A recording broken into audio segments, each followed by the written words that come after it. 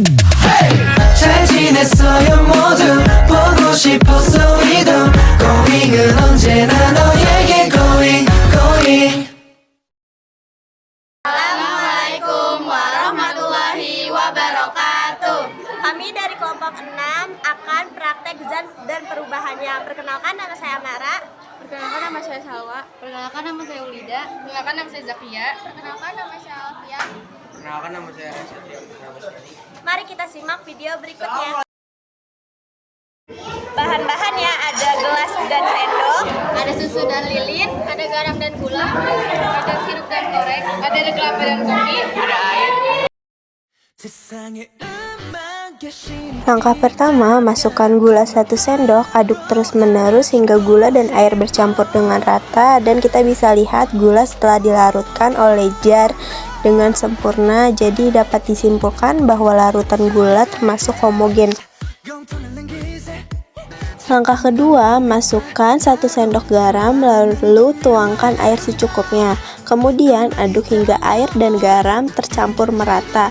Dapat disimpulkan garam dan air bisa dinyatakan campuran homogen, dan juga larutan garam termasuk ke dalam senyawa. Langkah ketiga, masukkan susu, kemudian aduk dengan merata hingga air dan susu tercampur merata. Jadi susu dan air bisa dinyatakan campuran homogen, dan juga larutan susu termasuk ke dalam senyawa. Langkah keempat, masukkan sirup secukupnya, dan kita bisa lihat hasil tersebut dinyatakan campuran homogen.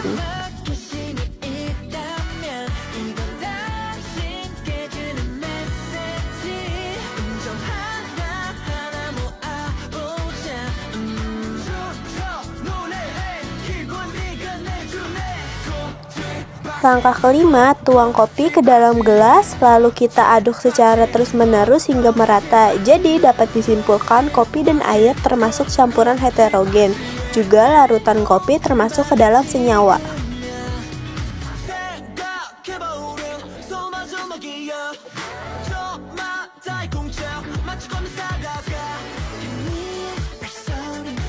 Langkah keenam, tuang air kelapa ke dalam gelas yang tidak berisi air. Pengamatan air kelapa ini tidak ditambahkan oleh bahan lain, jadi dapat disimpulkan bahwa air kelapa termasuk campuran homogen. Langkah ketujuh, nyalakan lilin dengan korek api, lalu tuangkan gula secukupnya di atas sendok makan. Kemudian tunggu sampai gulanya meleleh kecoklatan. Diayakan berwarna kecoklatan seperti karamel. Hal ini dapat disimpulkan bahwa gula berubah wujud menjadi arang sumber C.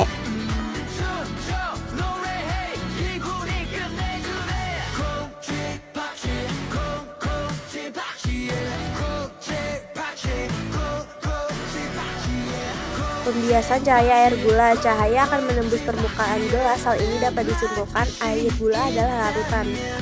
Pembiasan cahaya pada air garam akan terjadi menembus ketika di cahaya. Hal ini sama seperti air gula, dapat disimpulkan bahwa air garam adalah larutan.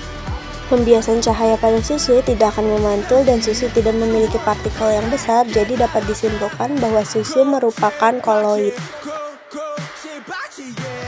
Pembiasan cahaya pada kopi, terdapat cahaya yang tidak memantul atau menembus permukaan gelas. Ketika kopi di pembiasan cahaya terdapat partikel besar, jadi dapat disimpulkan bahwa kopi adalah termasuk suspensi. Pada pembiasan cahaya sirup, sangat jelas sekali bahwa cahaya tersebut menembus permukaan gelas dan tidak ada sedikit partikel. Hal ini dapat disimpulkan bahwa sirup termasuk jenis larutan. Pada pembiasan air kelapa, semua partikel yang berdimensi stabil dan tidak ada yang dipisahkan. Hal ini dapat disimpulkan bahwa air kelapa merupakan jenis larutan. Gula dipanaskan yang berwarna hitam termasuk unsur, air putih termasuk senyawa dan homogen, air garam senyawa dan homogen, air gula senyawa dan homogen, susu senyawa dan homogen, sirup yang ditambahkan air termasuk homogen, kopi yang diaduk secara merata dengan gula pasir dan air termasuk heterogen, air kelapa termasuk senyawa dan homogen. Kesimpulan, wujud zat merupakan bentuk-bentuk berbeda yang diambil oleh berbagai fase materi yang berbeda. Perubahan wujud zat ini terjadi akibat peristiwa pelepasan dan penyerapan kalor. Perubahan wujud zat terdiri ketika titik tertentu mencapai oleh atom senyawa zat tersebut yang biasanya dikuantitaskan dalam angka suhu. 다음에 또